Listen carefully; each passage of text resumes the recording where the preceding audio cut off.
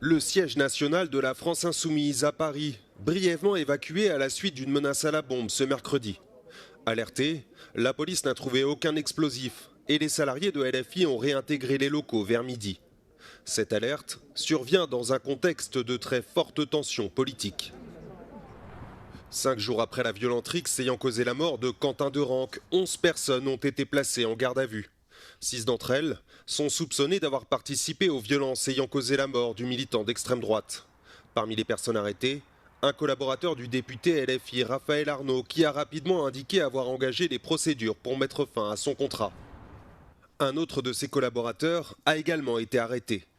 Alors que LFI est sous le feu des critiques, Mathilde Panot, présidente du groupe Insoumis à l'Assemblée, a dénoncé ce qu'elle considère relever de l'instrumentalisation de la mort du militant nationaliste.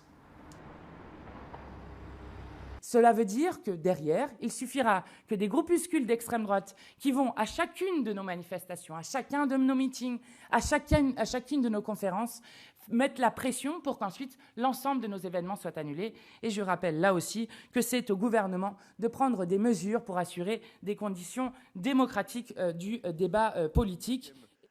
Dans l'hémicycle, le Premier ministre Sébastien Lecornu a appelé la France Insoumise à faire le ménage dans ses rangs.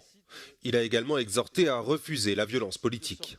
Soit on lutte et on refuse la violence, soit on ne lutte pas contre elle. Il n'y a pas de double standard, il n'y a pas au fond 2 poids 2 mesures. Ça vaut pour tout le monde, pour tout à chacun.